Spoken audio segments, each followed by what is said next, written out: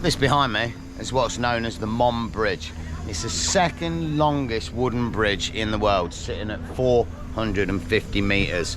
And it was commissioned by a monk living over in the temple in the distance and built by Mon refugees coming over the border from Myanmar, just over the way. It connects the Thai town of Songkhla to the refugee, if you like, Mon village over the way. And in a previous video we arrived in this place, and I originally was just going to slowly start heading towards Bangkok and back, but I figured because we're here I should probably put a little bit of another video together to try and explore the area a little bit. There's a few things that I'd like to take a look at and go and see why we're here, so I figured in today's video we'd do exactly that, and maybe as we go around we can find out and discover a little bit more about this quite odd and quite unusual place right next to the border of Burma. Belly's full and time for some exploring. Let's see if we can procure ourselves some transport. Sawadee krapพี่เอารั่วไปดูวัดน้ำเท่าไรพี่300โอ้ยเอา VIP นุ่งคนใบนะ VIP นะอันนี้ยูชื่ออะไรครับแม็กครับผมแม็ก Hang on a minute, Mac. Wasn't that like bring back the Mac? I don't know. I like it. Let's go. He's a man. Oh, he looks a young one. He looks a bit of a wild one. Okay. Bye Sanuk na. Okay. He looks a little bit of a young gun.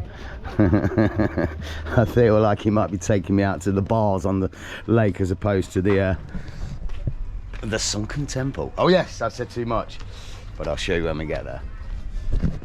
Oh Christ. God bloody. Put steps everywhere in Thailand, and so many times they take me out. Should say as we stroll across this rather random bamboo bridge. It is a good structure, but look at the actual Mon Bridge. It's fantastic. I mean, they're just huge juts of wood, pure trees. It's been smashed down. I mentioned it in a previous video, and they wanted to rebuild it. And when they tried to rebuild it, they wanted to do it with the pieces that have been knocked out. There was a big storm and it knocked out about 30% of the bridge, and they tried to recover the wood which had sunk into the lake, and they never found it. So I think they actually ended up sourcing wood from other spots. Looks like this is our boat. Happy days. Howdy cap. Okay, Pin. VIP. Just me and you, bro. Sweet. No? I have to be honest. My guy looks a little bit bored. I'm guessing he does this all day, every day. He'd just rather hang out and do nothing by the looks of him. I'll be honest though. He is earning good money. This is not cheap, but it looks like it's a little setup. It's not his business. It's not him that's going to get the money. Looks like he's working for the company, so maybe I'll slip him a little bit in his pocket, eh? Wow. This is going to be nice. Out on the lake. I gotta tell you, this kid can drive. This is tight, and he's hitting it with speed and absolute precision.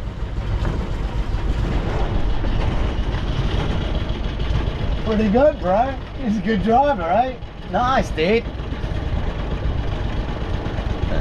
Now we got a smile out of it. Happy days. Look at these things. You can stay in these.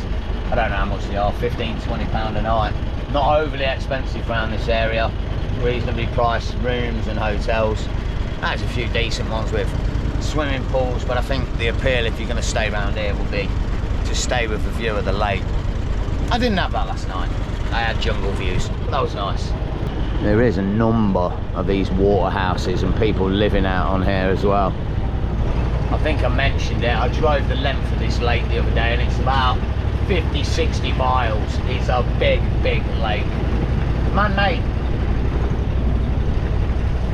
As I'll show you in a minute. Well, seems as we're going out there, we're getting a good view of the actual Mon village. And for the most part, it looks like rickety buildings. There's a few okay looking ones, but it's not been here that long, to be honest. I don't have actual dates, maybe 30, 40 years, but certainly put a few temples up there already. There's a reason for that as well. I'll tell you in a minute.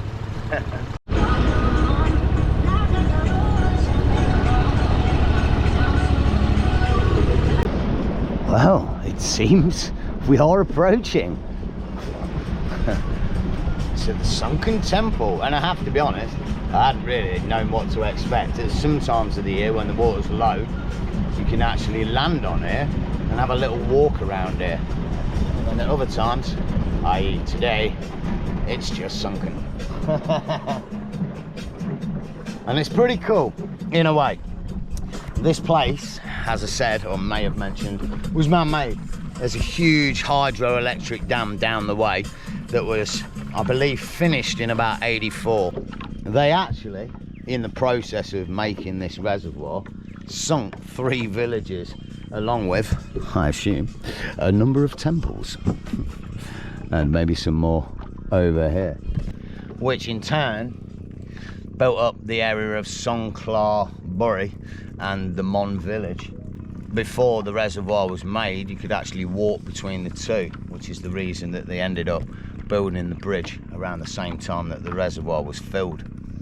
More at the time out of necessity than anything else, because the Mon village was completely isolated and people were having to travel around with just boats. But I have to say, even with his little music blaring a little bit in the background, I can hear a lot of nature around here. This is a very beautiful area. It's very raw around here. It's a little bit stretching back towards Kanchanaburi that way, hours. But over this way, it really is just raw jungle and into Myanmar. You could probably walk through the jungle into Burma that way. It'd be difficult. But it's untouched, raw land for probably hundreds of miles around there.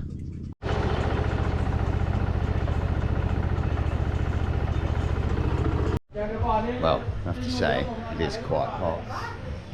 Possibly why people are sleeping in the early morning sun. But I did just want to say one last thing before we leave this area, because I turned up here last night having a little wander around and seeing life in effect. And in all honesty, coming from the West, even with all my years of travel, I kind of felt a little bit sorry for this place. As I mentioned, it really is in a far-flung place on the borders of Burma. And in terms of the young people, I was talking to them and they all go to school, and then it seemed as if there wasn't much job prospects around here. And I'm not entirely sure if there is. I think there's probably just enough to sustain the community. That guy on the boat, he earns okay money, £250 a month, which is a good wage around here. He's got a nice job where he takes the tourists out on a boat, plays his music and relaxes at his job for the day. And I would assume a lot of other people around here have similar things in the tourist industry or the farming or whatever else it is around here. One thing's for sure though, they seem happy people. But on a personal level, coming from the West, sometimes it's hard to understand. I came here seeing what was going on and how it is, and wanting these people to have more, to be closer to the West, the technology and everything that goes with it. Oh, let's big TVs and great cars and such, and they evidently don't need it. And sometimes in life, it makes me question whether I need it as well. I'm not getting any younger. The inevitable day's getting closer. And on a personal level, I do question a little bit what I want out of life and if I've got time to attain it. You look at the simple life and think you want it, but when you come from the West, it's hard to just take that and not want from the West as well at the same time.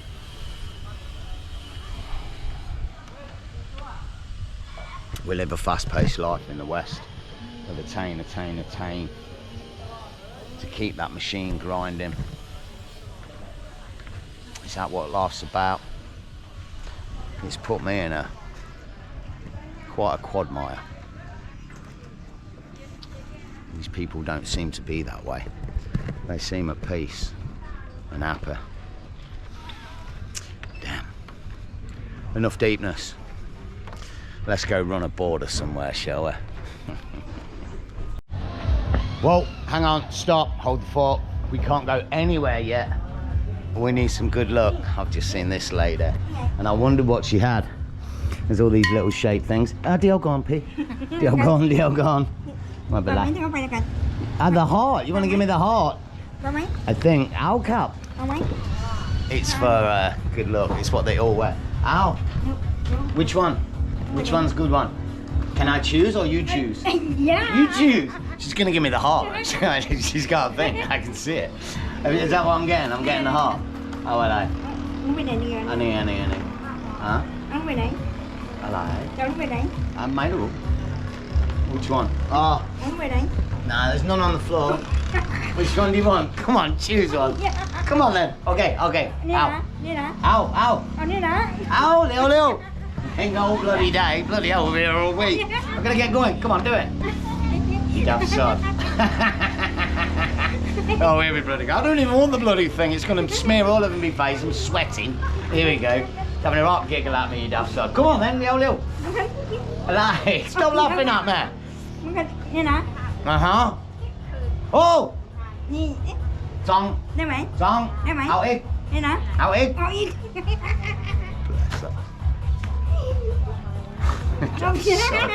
You daft sod. Do a good job then. You're bloody spitting it all over me. Oh my God, she's into us.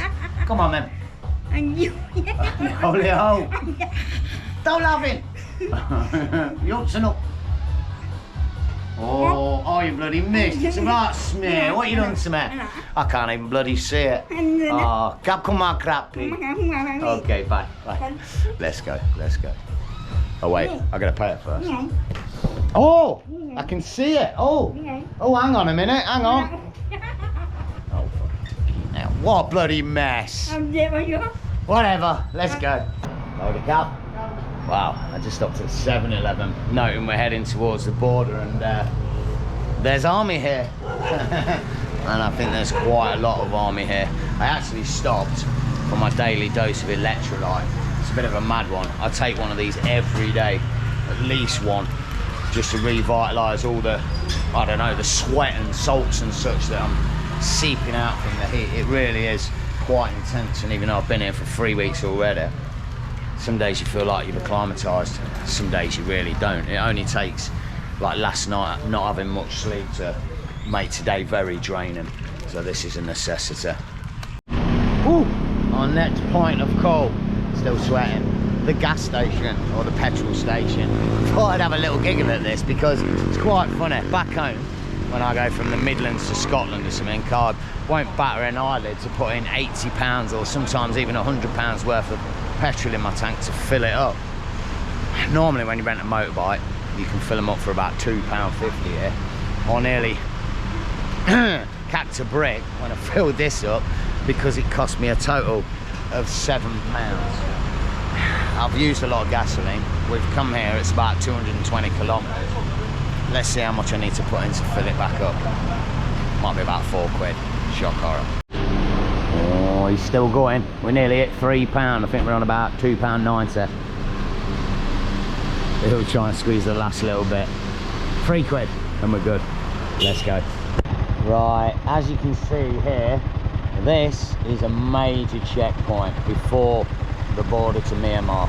And if you followed the series, we've had a bit of a giggle. We've tried to cross into Myanmar overland already twice. It's not possible. And the thing with this is, right here now, I've been looking at the map, and there are roads off this road that go 400 or 500 metres and we could be inside Myanmar. But as far as I've seen from Google Earth, each one of those little dirt tracks that go off this main road are all blocked up and you can't pass through them without having to go through a checkpoint. So unfortunately, I'm not even going to try and attempt it this time. I think you just go up to what's called the Free Pagodas Pass, which is a pretty prominent point, and take a look at that. There is one road just past this checkpoint on the left that I looked, and it looks like you can get into Burma. But I think we really are going to be in serious trouble if we get caught doing it. I don't think it's worth the risk. Just to add to this, look, we've been to some not so serious checkpoints over the past few weeks. This is very serious. They're checking nearly every vehicle properly. We can't mess about it. Let's keep moving. Okay, change of plan, and we're quick about this. If you can see there, that line, that is Burma, right there. Let's go. Oh my God, I can't believe I'm about to do this. Oh shit, no, checkpoint, look. Ah, checkpoint. Ah, checkpoint. Sawadee Cup. By noon, the old got Daimai. Bye. Okay, Cup. Ah, Song Nati, Baidu, come back. Ah, Sidyod, Cup come on, Cup. No way. The guys just let me through the border into Burma. We're in Burma. We're in Myanmar. This is mental. Oh shit. More checkpoints. I don't think they're going to let me through that one. Oh, okay. Wow. This is mad.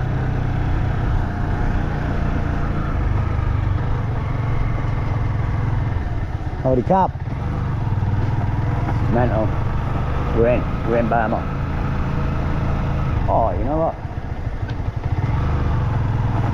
We are in Burma. We are in Myanmar. This is mental. No way.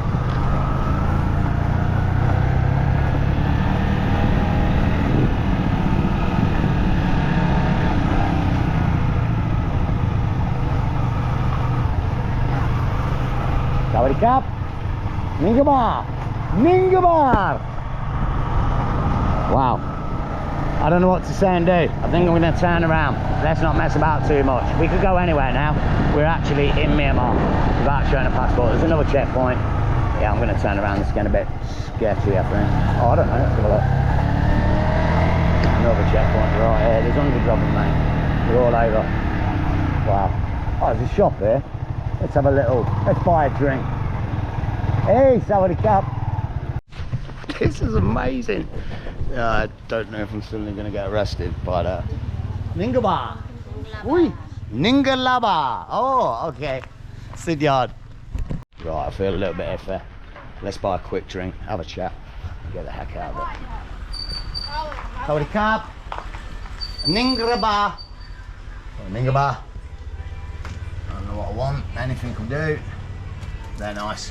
Little blackberry or blackberry milk thing. Sawadee Cup. We're in trouble. We've been called over by the army. Oi.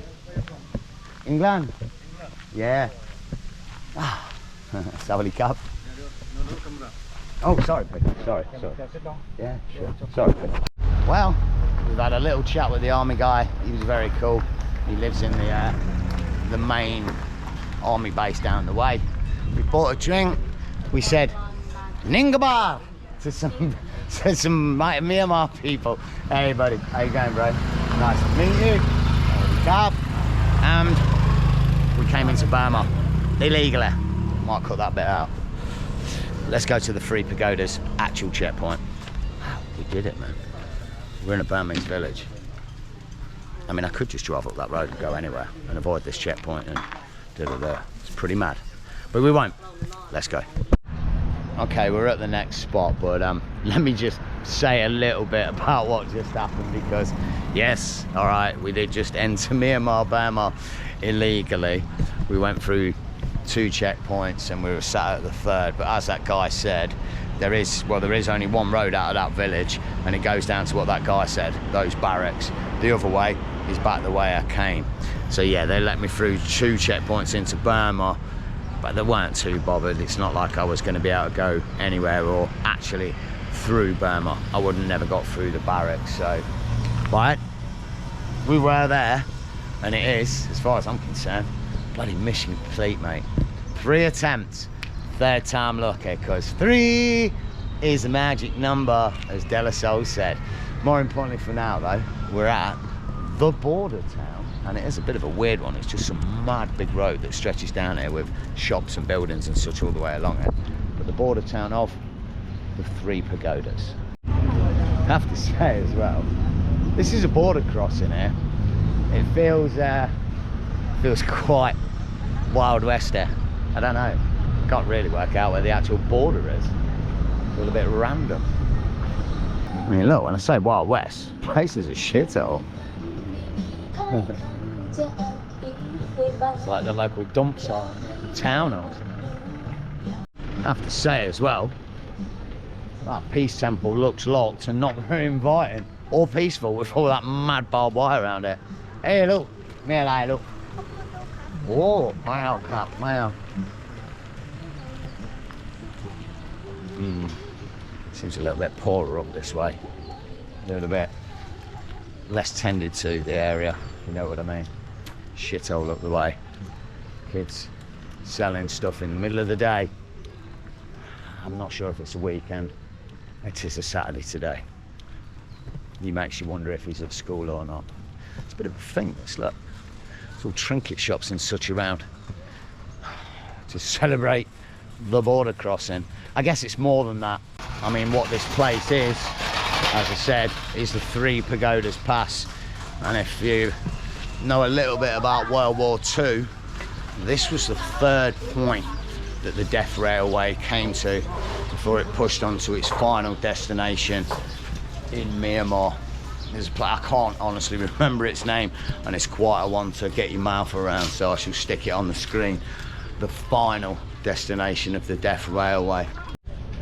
And up until about, I guess, 40 years ago, when that dam created that reservoir, I would assume the train line, the Death Railway, came all the way up here. But when they made that reservoir, sinking those 3 villages, they also sunk 40 kilometres worth of the railway, which is why it terminates now in a place called Nam Tok, which is about 100 kilometres or 120 kilometres from here. Oh, look. Oh, suai, no? Suai. Thai people, Asian people. I don't know, we all love taking a photo, but yeah, they're really making an occasion out of it. This morning I went to see the monks on the Mon Bridge. So many people dressed up in traditional old Mon clothing just to, yeah, take part in the ceremony, you know. And photos were being taken left, right and centre. It's a big thing. Quite possibly, they might end up framing one of those pictures and putting them up on the wall, like we used to back in the day. But they'll make a big one out of it. Okay, I think I've come full circle and we've found the border. Look at that. Oh, Myanmar over the way, the Sky Bar and Hotel. Oh, if only we could go in to be at Myanmar. Heard it. And it's official. The Republic of the Union of Myanmar. I really should work out why they changed the name from Burma. It's got to be something to do with English colonial rule or something. Yeah. Look at the blooming alphabet as well. I mean, wow. Like, Arabic's pretty involved. Thai's pretty involved, but how you'd ever get your head around writing that as a foreigner trying to learn it, I've no idea. It's quite a lot of squiggles, curves and bits.